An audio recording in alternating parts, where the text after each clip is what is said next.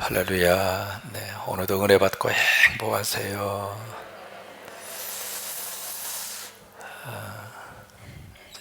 요한복음 6장은 오병이어입니다. 잘 알고 있는 그 내용이죠. 요한복음 속에 7가지의 표적이 나오는데 그 중에 마태, 마가, 누가 그리고 요한의 모두가 공통적으로 나오는 유일한 표적이 오병이어 표적입니다.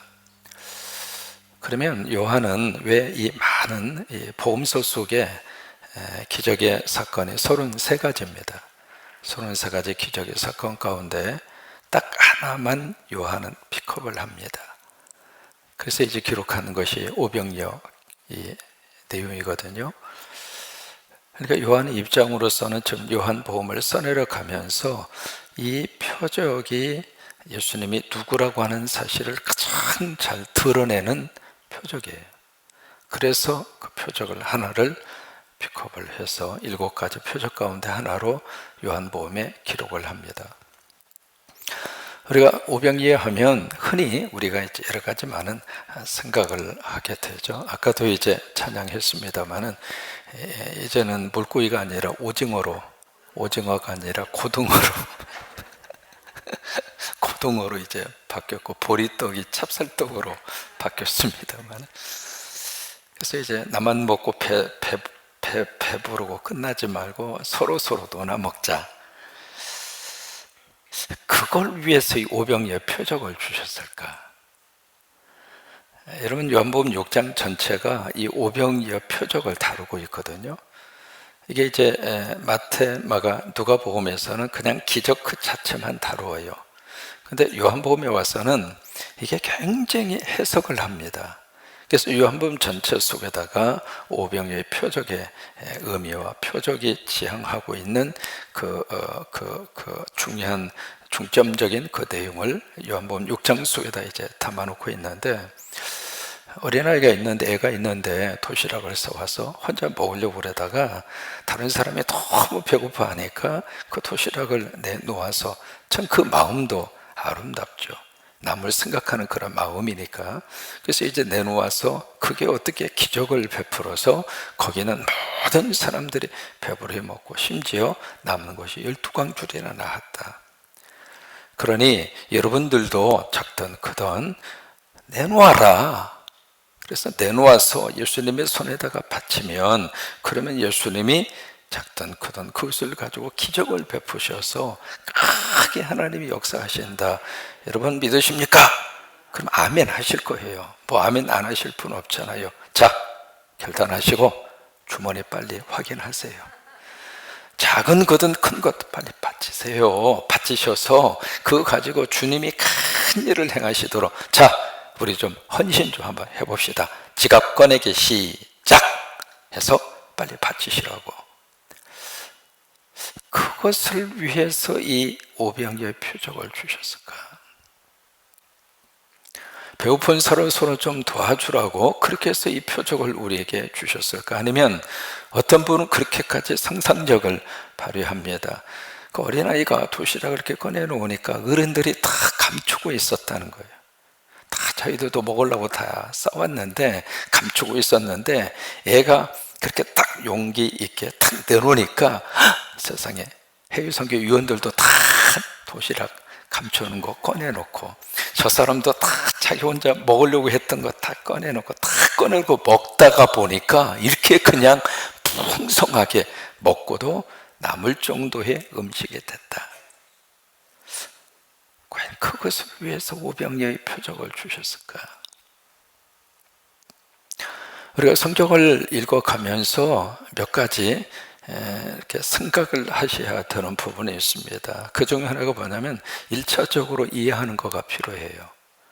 한글이니까 한글의 뜻을 알아야 될 거 아니겠어요? 왜냐하면 뜻을 모르면 엉뚱한 방향으로 가게 되니까. 두 번째는 그 말씀이 담고 있는 배경을 이해할 필요가 있습니다. 왜냐하면 문화가 다르잖아요. 우리는 한국의 문화 속에서 살고 있는 거고, 한국의 전통 속에서 우리가 살고 있는 것이, 우리는 김치 없으면 밥맛이 떨어지잖아요. 그러니까 우리는 우리 나름대로의 문화를 가지고 살고 있거든요. 근데 이 성경은 또 다른 문화권 속에서 하나님이 담아주신 거예요. 그러니까 그 문화를 이해할 필요가 있고요. 그 다음에 세 번째는 역사의 산물입니다. 그렇다면 그 역사에 대해서 그리고 그 지리적인 상황에 대해서 1차적인 이해가 필요합니다. 서울에 있는 분들에게 군산하면 군산이 어디에 있는 것 좀 알아야 군산이 이해가 되죠.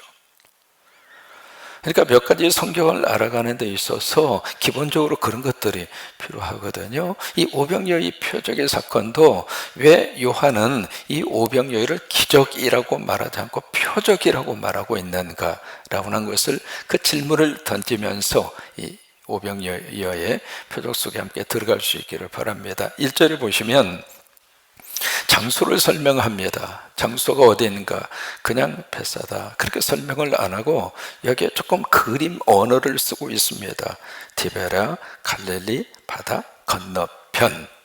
이게 요한이 쓰고 있는 문장 어법입니다. 그러니까 마태, 마가, 누가에서는 벳사다 그렇게 설명을 한다면 이 요한은 상당히 그걸 풀어 쓰고 있습니다. 벳사다가 어디 있느냐? 디베라라고 하는 곳이 있는데, 여러분 디베라가 어디냐면 지난번 예수님 고향 방문하신 분이 처음 가셔서 숙소를 썼던 호텔이 있습니다. 그 호텔에서 정면으로 딱 바라보면 불이 막 휘황찬란하게 켜져 있던 동네가 디베라입니다. 원래 이제 그 장소가 티베리우스라고 하는 그 도시인데, 거기에 헤롯 안티파스라고 하는 갈릴리를 중심으로 통치하던 그 분봉 왕이 이 로마 황제 티베리우스의 환심을 사기 위해서 거기다 도시를 건설하고 황제 이름을 갖다 탁 하고 붙였어요. 그래서 성결한 도시가 티베리우스입니다. 이제 그걸 이제 이쪽 그 당시 발음으로 말하면 디베레아라고 하는 그 바다가 드는데, 그래서 그 동네에서 이름을 따서 그 앞바다를 디베레아 바다라. 그러니까 갈릴리 바다, 갈릴리 호수 같은 이름이죠. 거기에. 그 이제 그게 사실은 호수거든요. 민물입니다. 바다가 아니거든요. 근데 왜 바다라고 그랬는가? 그게 문화를 이해하셔야 돼요. 이 이스라엘 사람들은 물이 없어요. 그러니까 조금만 물이 이렇게 고여 있어도 그 물 자체가 너무 크게 보이는 거예요. 그러니까 이게요, 담수든 민물이든 뭐 짠물이든 할 것 없이 작은 물이라 할지라도 그게 바다예요. 표현 자체가 그래요. 그래서 이게 벳사다라고 하는 들녘에서 오늘 이 사건이 일어나게 되는데, 벳사다라고 하는 그 단어의 뜻이 어부의 집이라고 하는 뜻이거든요. 물고기 잡는 마을이다, 그 뜻입니다. 고고학적으로 그쪽을 쭉 고고학적으로 발굴을 해보니까 2000년 전에 쓰던 그물추가 나오고 2000년 전에 고기를 잡기 위해서 썼던 그 바늘이 나오고, 그래서 거기가 벳사다라고 하는 마을이 있는 것이 이제 드러나게 된 거죠. 여기 이제 베드로 그리고 안드레, 필립의 고향이기도 하고, 거기서 이제 오병이어의 사건이 일어납니다. 지금도 이제 그 지역에 가서 보면 아주 널찍한 들녘이 있습니다. 그래서 여기서 사람들이 모여서 이런 기적과 이런 표적의 사건이 일어날 수 있구나라고 하는 것을 느낄 수 있는 그런 장소도 2절입니다. 예수님의 곁에 큰 무리가 지금 따르고 있습니다. 이 무리가 지금 따르고 있는데, 이 무리들은 예수님을 믿기 때문에 따르는 군중들이 아닙니다. 설명을 해놓았죠. 2절에 보시면 병자들에게 행하시는 표적을 보았음이라라. 그러니까 왕의 신하의 아들을 고친 표적 보았어요. 들은 사람이 아닙니다. 현장에서 본 사람들이에요. 그 다음에 38년 된 병자를 치유하시는 그 표적을 봤어요. 그러니까 이 무리들은 이 예수님을 통해서 지금 뭘 기대하고 있는가?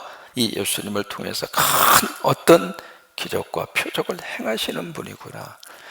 그러니까 거기에 대한 호기심이 생긴 거죠. 거기에 대해서 뭔가 이렇게 또 다른 기대심을 가지게 된 거죠. 그래서 이게 이 군중들이 예수님이 거기 계신다 그러니까 그쪽으로 와 하고 몰려든 거예요. 몰려들었는데 3절에 보시면 예수님이 어디로 올라가시냐면 산으로 올라가십니다. 성경의 산은 굉장히 중요한 의미를 가지고 등장하거든요. 하나님을 만났을 때 산에서 만나는 케이스가 굉장히 많잖아요. 모세가 말씀을 받을 때 시내산에 올라가서 봤죠. 엘리야가 바알과 아세라 목상 선지자들과 영적인 대결이 일어나는 현장이 갈멜산이죠. 예수님이 십자가를 앞에 놓고 땀이 피가 되도록 기도했던 곳이 감람산 겟세마네 동산이죠. 이 산으로 올라가신 거예요. 여러분, 산이라고 하는 것은 일상적인 삶의 리듬을 깨는 것이 산이에요. 산으로 올라간다는 이야기는요, 일상적인 모든 삶을 잠깐 멈춘다 그 말이에요. 그래서 산에 올라가는 사람들은 이게 보통 사람들이 아닙니다. 산은 가까이 있지만은 평생 살면서 산하고 멀리 사는 사람들이 굉장히 많잖아요. 그러니까 일부러 시간을 내서 어쨌든 올라가야 하는 현장이 산입니다. 그래서 예수님이 지금 산으로 가고 계시는 거예요. 그 이야기는 평범한 일상의 삶의 리듬을 깨고 있다 이 말이에요. 그러니까 그 산으로 지금 누가 올라왔는가? 제자들이 올라온 거예요. 제가 이제 교역자 수련회 할 때마다 꼭 산에 같이 올라가거든요. 등산시키기 위해서 올라가기도 하지만, 체력 테스트를 위해서 올라가기도 하지만, 이게 같이 이제 올라가면서 밀어주고 당겨주고 하나가 되라고 하는 거예요. 이 재단에서 함께 사역하면서 너는 너, 나는 나 그렇게 하지 말고 같은 팀이 돼서 같이 한 식구가 돼서 좀 늦게 오면은 기다렸다가 같이 이렇게 데려가고, 이제 그런 어떤 팀워크가 거기서 이루어지고, 또 하나 그 정상에 올라가서 그 좋은 날씨에 같이 손잡고 같이 여기서 기도하면 그 기도가 너무 은혜스러워요. 그래서 이제 그런 풍경이 바로 여기에서 일어나게 됩니다. 4절에 요한은 그때 시즌을 여기다가 설명을 합니다. 그러면서 5절에 보시면 예수께서 눈을 들어 큰 무리, 작은 무리가 아닙니다. 벌써 숫자적으로 많다고 하는 것을 여기서 암시를 하고 있는 거죠. 자기에게로 오는 것을 보시고 빌립에게 질문합니다. 뭐라고 질문하는가? 우리가 어디서 떡을 사서 이 사람들을 먹이겠느냐? 마태, 마가, 누가를 보시면은요, 그때 당시의 상황을 설명합니다. 말씀 집회가 쭉 이루어지는데 날이 저물고, 그리고 어둑어둑하고 여기는 들녘이고, 그리고 이 사람들이 며칠간 밥을 먹지 못해서 배가 고픈 상태다. 그리고 이 사람들을 어떻게 어디 가서 이 떡을 사서 먹을 수 있겠는가? 상황 설명을 합니다. 근데 이 요한복음에서는 상황 설명이 하나도 없어요. 그냥 단도직입적으로 빌립에게 질문을 던집니다. 빌립아, 우리가 어디서 떡을 구해서 이 사람들을 먹이겠느냐? 여러분, 그 질문 속에 어디다가 지금 강조점을 두고 있을까요? 여기 예수님의 이 질문에 의도가 있습니다. 이 질문 속에 빌립에게 뭔가를 지금 그 다음에 요한이 설명하고 있잖아요. 6절 말씀에 이렇게 말씀하시면, 그러니까 요한은 참 친절해요. 그 예수님의 의도성을 살짝 설명으로 남기고 있거든요. 이렇게 말씀하신 이유는 친히 어떻게 하실지, 친히 어떻게 하실지, 친히 누가 뭘 어떻게 해요? 예수님이 어떻게 하실지 그것을 아시고 빌립에게 어떻게 하려고? 자, 보세요. 그러면 예수님이 빌립에게 어디서 우리가 떡을 구해서 이 사람들을 먹이겠느냐라고 하는 그 질문의 의도 속에 지금 뭐가 딱 담겨져 있느냐면, 빌립아, 이거 내가 해결할 수 있다고 너는 믿니? 이걸 묻는 거예요. 그게 이제 예수님이 빌립에게 질문하고 있는 의도입니다. 여러분, 우리가 질문의 의도를 잘 파악을 해야, 그래야 답을 잘할 수 있잖아요. 그러니까 예수님이 던진 질문의 의도는 그거예요. 사람들이 이렇게 많은데 지금 너무 지금 배고파하는데 이들의 이 문제를 해결할 수 있는 그 능력자가 나라고 하는 사실을 빌립, 너는 믿니? 그걸 묻는 거예요. 예수님은 그렇게 질문을 하셨습니다. 그러니까 예수님이 던진 질문의 중요한 포인트는 바로 믿음이에요. 내가 그렇게 할 수 있다고 너는 믿느냐? 왜? 내가 하나님의 아들이고 그리스도라고 하는 사실을 네가 믿는다면 내가 이 문제를 해결할 수 있다고 너는 믿느냐? 그렇게 물은 거예요. 그래서 그 질문을 받은 빌립이 이 믿음에 대한 질문을 지금 빌립은 어떻게 대답을 하느냐면 수학으로 대답합니다. 그래서 그 다음에 빌립이 그렇게 대답을 해요. 자, 7절에 보실까요? 빌립이 대답하대요. 각 사람으로 조금씩 받게 할지라도 겨우 시장길을 면하게 한다 할지라도 200데나리온의 떡이 부족합니다. 여러분, 데나리온은 그 당시 노동자의 하루 임금이에요. 그러니까 그 뒤에 5,000명이라고 하는 숫자가 나오잖아요. 그 5,000명을 예를 들면 김밥 한 줄씩 12,000원이다 생각해도 1,000,000원이에요. 그러니까 지금 이 빌립은 이것을 금방 계산을 한 겁니다. 그러니까 수학적으로 상당히 머리가 좋은 거죠. 순간적으로 쭉 머리 숫자 헤아려 보니까 이 정도 돈은 필요합니다. 그런데 그 돈도 겨우 시장길만 할 정도로 그 정도밖에는 감당할 수 없습니다. 그러면서 빌립이 200데나리온이라는 숫자를 제시를 합니다. 참 이게 참 우리들에게 많은 것을 생각하게 하는 그런 장면입니다.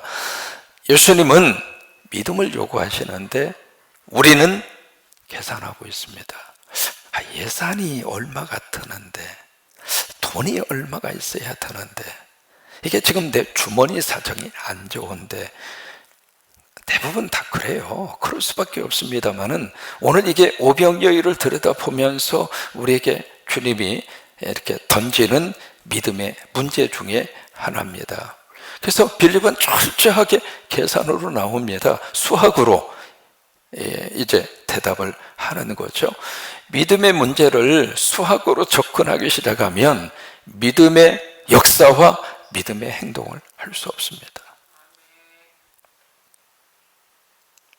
재미있는 이야기가 있잖아요. 어느 교회 장로님이 또 그런 저기는 아닙니다만은 옛날 이야기입니다. 뭘 하셨느냐면 양계장을 하셨어요. 그래서 양계장 해서 닭을 이제 큰 규모도 아니고요. 그렇게 해서 이제 이렇게 하시는데 교회에서 이제 무슨 일도 좀 하려고 그러면은 그 장로님이 자꾸 태클을 거는 거예요. 물론 이제 장로님이시니까 헌신도 하셔야 되고 부담도 있고 책임감도 있고 그래서 이제 그럴 수 있습니다만은 그러면서 이제 늘 하시는 말씀이 계란 몇 판 팔아야 되는데 그게 그 장로님의 계산 기준이에요. 그 계란을 얼마를 팔아야 그 일을 할 수 있는데 그렇게 계산을 하니까 이게 자꾸 거기에서 이렇게 막히는 거예요. 지금 이 필립의 모습이 우리들 마음속에 없지 않아 있어요, 없어요? 있어요. 예수님은 지금 믿음을 딱 묻는 거거든요. 이 사람들을 누가 먹일 수 있겠느냐? 그 이야기는 뭐냐면 내가 먹이겠다 그거예요. 내가 하겠다 그거예요. 자, 우리 해외 선교 누가 하는가? 내가 하겠다 그 말이에요. 믿으시면 아멘. 내 주머니에 있는 돈 가지고 내 능력 안에서 하나님이 하시겠다 그 말이 아닙니다. 하나님이 하시겠다 그 말이에요. 여러분 믿으시면 아멘. 이게 믿음의 역사거든요. 그걸 하나님이 원하시는 거예요. 제가 전주에서 목회하면서 그 교회 교인도 아닙니다. 그때 선교적인 열정과 선교적인 뜨거움이 있는 성도들이 주변에 참 많이 있습니다. 문제는 그것을 바르게 정직하게 선교 사역을 감당할 교회와 그리고 당예회와 목회자를 못 찾는 거예요. 그런 교회들을 찾고 있는 거예요. 여러분, 하나님이 돈이 없어서 하나님이 일을 못 하시는 건가요? 아니잖아요. 그래서 그 교회 교인도 아닌데 제가 7년 동안 사역하면서 그 교회에 외부에서 헌금한 액수가 8억이에요. 중소도시에서 서울도 아니고 무슨 기업이 있는 그런 저기도 아니잖아요. 지금 하나님은 우리에게 지금 이 문제를 지금 이 오병이어라고 하는 이 표적을 통해서 우리에게 도전하고 있는 겁니다. 너는 나를 믿으면서 신앙생활을 할 것이냐, 아니면 그냥 수학적으로 계산하고 그래서 수학으로 이 문제를 풀려고만 하느냐, 그거예요. 그러니까 중간에 누가 끼어들냐면 안드레가 끼어듭니다. 안드레가 딱 끼어들면서 여기 이 구절을 보시면 한 아이가 등장을 해요. 그래서 그 아이가 가지고 있는 보리떡 5개, 물고기 2마리, 그때 서민들이 먹는 음식이에요. 그것을 안드레가 딱 제시합니다. 제시하면서 딱 뭐라고 이야기하느냐면 그것이 이 많은 사람에게 얼마나 되겠습니까? 안드레도 똑같아요. 여러분, 지금 제자들의 그 믿음의 수준을 그대로 성경은 노출시키고 있는 거예요. 안드레도 55, 100%예요. 그래서 이게 뭐 얼마나 되겠습니까? 그러니까 10절에 이 사람들을 다 앉게 해라. 뭐냐면 서서 움직이던 사람들을 앉으라. 그 이야기는 하던 일을 멈추라, 그 말이에요. 이게요, 정신없이 막 이렇게 걸을 때는 안 보이던 것이 딱 앉으면 보여요. 바쁘게 막 이렇게 살다가 보면 이것저것 놓치는 경우들이 있잖아요. 근데 딱 앉아서 딱 앉으면 그게 이제 관조적 삶이라 그렇게 표현하잖아요. 딱 이렇게 앉으면 거기에 보이지 않던 조그마한 들풀이 보이고 들꽃이 보이고. 요즘에 집사람이 사진 찍는 걸 참 좋아해졌어요. 사진을 찍는데 그냥 풍경 사진, 그런 사진도 찍지만 꽃을 가까이 해가지고, 와, 제가 보기에는 작가 수준이에요. 그 꽃을 아주 밀착해서 확대해가지고 꽃을 이렇게 찍어서 이렇게 보내주는데, 와, 세상에 그 꽃의 아름다운 꽃의 모양, 꽃이 가지고 있는 대칭, 세상에 이렇게 아름다울 수 있을까? 이렇게 앉게 하는 겁니다. 앉았는데 거기에 이제 10절에 보시면 잔디가 많으더라. 잔디가 등장합니다. 이게 지금 바로 뭐냐면 시편 20편을 딱 떠오르게 하는 거예요. 푸른 풀밭에 누이시며 쉴만한 물가로 인도하시고, 그걸 이제 딱 떠오르게 하는 거예요. 근데 사람의 숫자가 5,000명이에요 11절에 축사를 하십니다. 그리고 앉아있는 사람들에게 나눠주십니다. 이게 공감보험사하고 다른 부분이에요. 공감보험사에서는 떡을 축사하신 후에 그것을 제자들에게 줘요. 그래서 제자들이 막 나누어 줘요. 근데 여기 요한복음에서는 예수님이 직접 나누어 주세요. 이게 이제 달라요. 그렇게 해서 이제 막 나누어 주는데, 바로 이게 바로 뭐냐면 공감보험사에서는 지금 막 상황 설명을 하고, 그 이유는 지금 이 사람들이 처한 공경, 배고픔, 거기다가 포커스를 맞춘 거예요. 그리고 요한복음에서는 그 문제를 해결하시는 분이 예수 그리스도라고 하는 사실에다가 초점을 맞춘 거예요. 그래서 예수님이 직접 나누어 주세요. 12절에 배불리 먹은 후에 남은 조각 거두고 버리는 일이 없게 해라. 왜요? 생명의 양식이니까. 이건 버릴 수가 없는 거예요. 아니, 버려서는 안 돼요. 그러니까 다 거두어라, 그 말씀을 하신 거죠. 그래서 다 모아보니까 12바구니, 12, 12라고 하는 숫자를 여기서 제시를 하고 있죠. 그 다음에 14절 함께 있습니다. 그 사람들이 예수께서 행하신 이 표적을 보고 말하되 이는 참으로 세상에 오실 그 선지자라 하더라. 여기에 호칭이 달라졌습니다.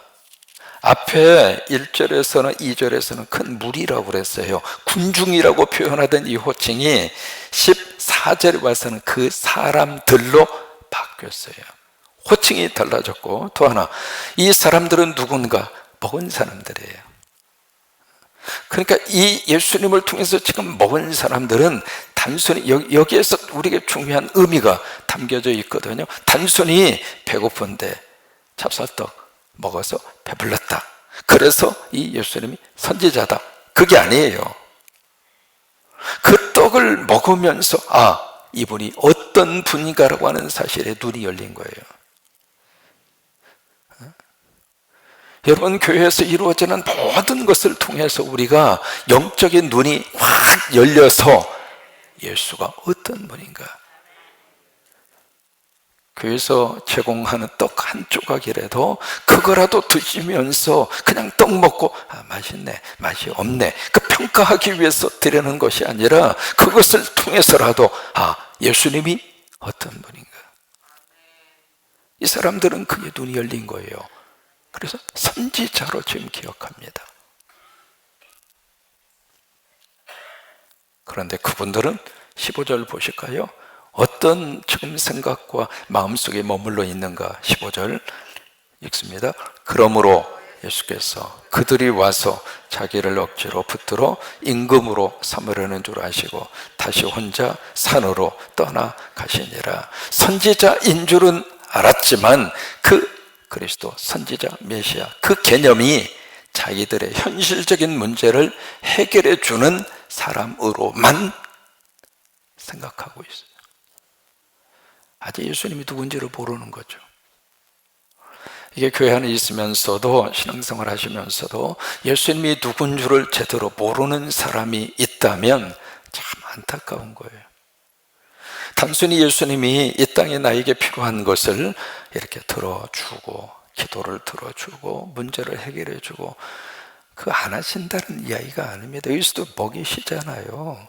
그 자체를 예수님이 도외시하고 그것을 무시하고 그런 게 아니에요. 그러나 중요한 것은 그것은 잠깐이거든요. 그래서 예수님이 누구라고 하는 이 사실을, 이 표적을 통해서 우리에게 그대로 이 말씀을 해주시는데, 이 표적의 사건이 이것으로 끝나지 않아요. 저 뒤에 6장 마지막 장까지 이 표적의 의미성을 가지고 끌고 가십니다. 구체적인 이 표적이 가지고 있는 영적 의미가 무엇일까? 예수님이 쭉 설명을 하잖아요.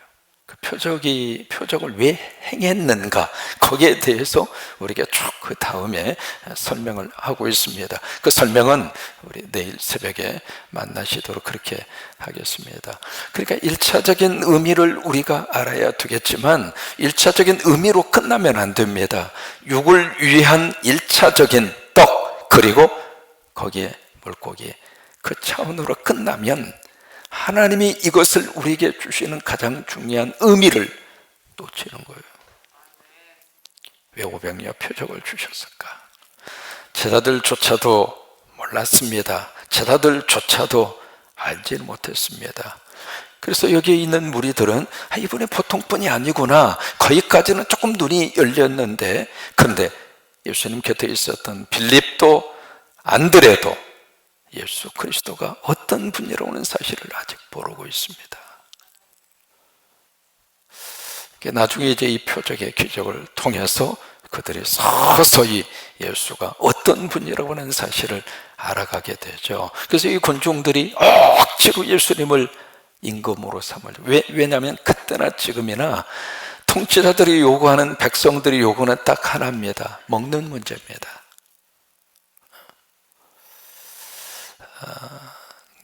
미국의 쭉 정치사를 쭉 이렇게 연구해서 그동안에 이제 미국의 지도자, 대통령 이렇게 뽑을 때도 그러고 국민들의 의식도 그랬고요. 한 나라의 지도자를 뽑을 때 여러 가지 많은 것을 백성들이, 국민들이 보면서 투표를 하는데 그 중에 인격이라든지 그 사람의 품성이라든지 그 사람의 삶이라든지, 그래서 적어도 이 사람이 우리의 좀 본받을 만한 지도자다, 또 적어도 우리 자녀들에게 그래, 인생은 그렇게 반듯하게 살아야 돼, 알았지? 저 대통령처럼 그렇게 말해줄 수 있는 사람을 국민들이 대통령으로 뽑았어요. 그게 이제 국민들의 의식의 수준이었어요. 근데 이게 어느 때 무너졌는가? 미국의 역사입니다. 클린턴 대통령 때부터 무너졌다는 거예요. 왜 그게 무너졌는가? 여러분 아시잖아요. 저는 그분이 로빈스틱 사건이 일어났을 때 청문회를 하고 그 모든 과정들을 다 TV를 통해서 봤거든요. 그래서 탄핵까지 올라갔는데 이게 참 묘하게도 인기가 막 급상승해서 올라가는 거예요. 왜냐하면 그때요, 다우존스 지수가 천정부지로 올라갔습니다. 돈 벌어주는데, 우리 잘 먹고 잘 살게 해주는 대통령인데 그까지쯤이야. 딸 같은 20몇 살, 아이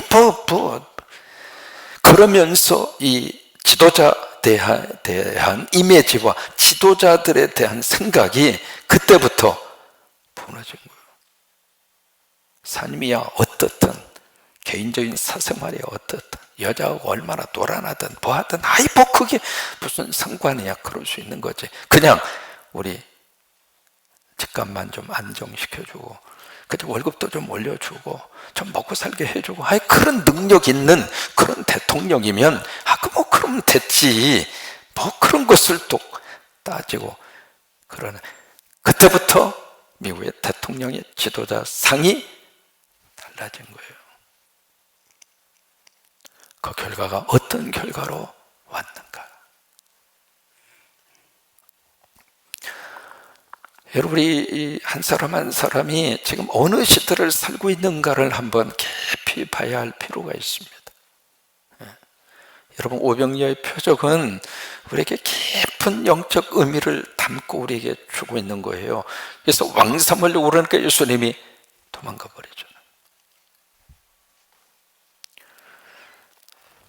그 다음에 어떤 역사가 일어났는가 기대하시면서 내일 새벽에 다시 한번 만날 수 있기를 바랍니다.